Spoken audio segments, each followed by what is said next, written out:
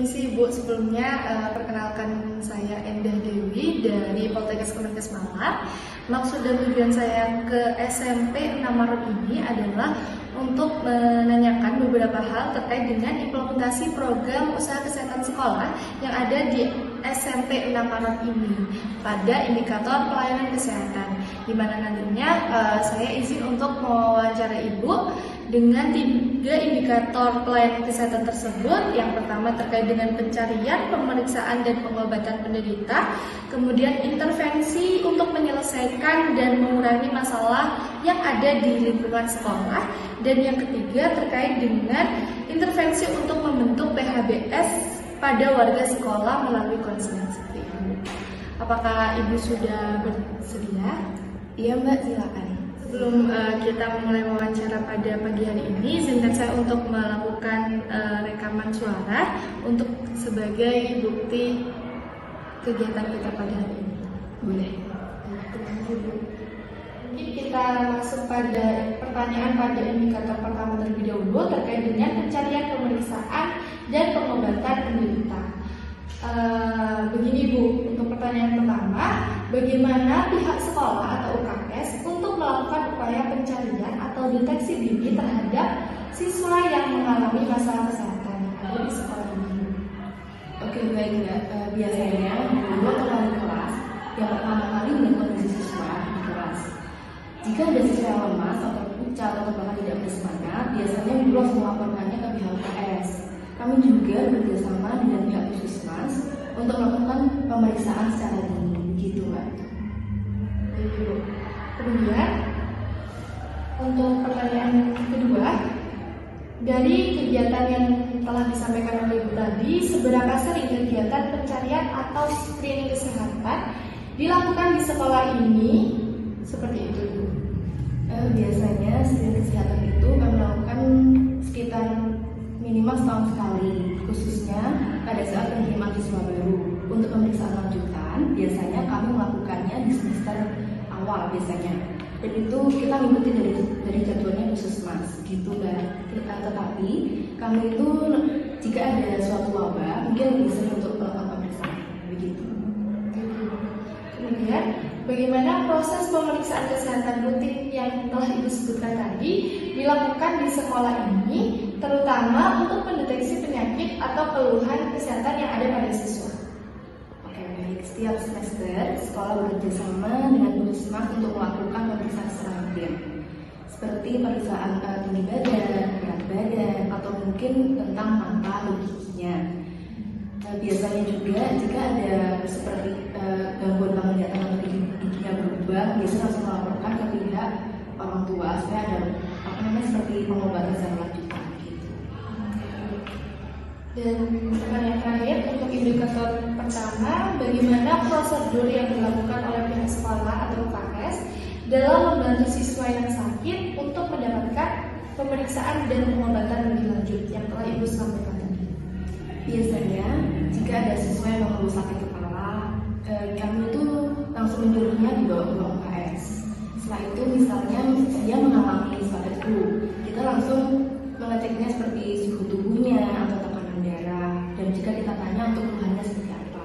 Tapi jika itu memang hanya pusing biasa, kita mungkin hanya taruhnya di stadium saja gitu, atau kita mungkin bisa melihat orang tuanya, mungkin misalnya itu berat sakitnya gitu.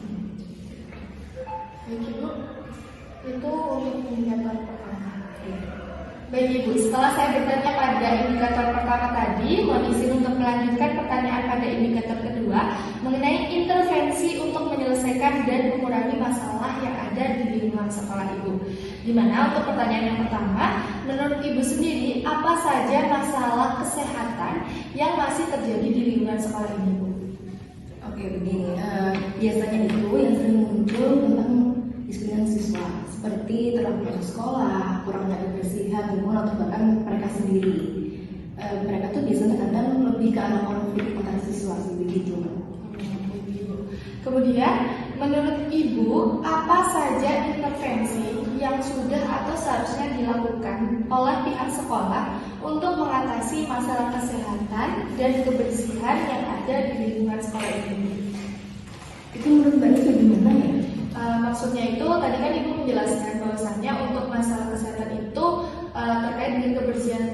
siswa, kurang menjaga seperti itu kan Ibu. Nah itu bagaimana intervensi atau tindakan yang sudah dilakukan dan yang seharusnya dilakukan untuk mengatasi masalah tersebut ya Bu? Di sekolah kami biasanya itu melakukan intervensi cukup beragam Mbak. Biasanya itu yang pertama mengadakan program Jumat Bersih, yaitu membersihkan ruang sekolah. Yang kedua, biasanya kami itu melakukan kerjasama dan puskesmas sekitar sekolah ini. Biasanya seperti melakukan hidup bersih dan sehat. Setelah itu ada TPPS, setelah itu juga ada tentang kebersihan pola makan anak-anak gitu.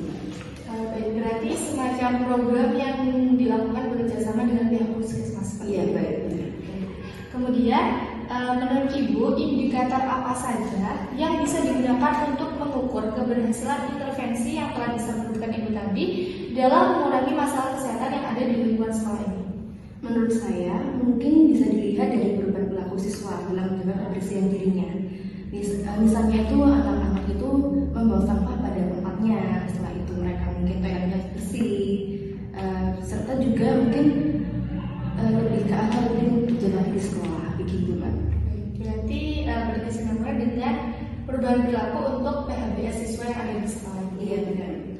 Kemudian, bagaimana pihak sekolah melakukan evaluasi serta tindak lanjut terhadap intervensi yang ada yang telah dilakukan untuk mengurangi masalah kesehatan yang ada di lingkungan sekolah? Biasanya kami melakukan program berjalan, misalnya seperti penjualan PHBS, pemeriksaan kesehatan rutin atau kerja bakti di sekolah. Kami mengumpulkan data dari laporan hasil observasi, laporan guru maupun dari UKS, seperti tingkat kegiatan siswa, ataupun kebersihan kelas, atau bahkan mungkin ada keluhan sakit dari mungkin beberapa siswa, begitu Mbak. Ibu, itu untuk pertanyaan pada indikator kedua.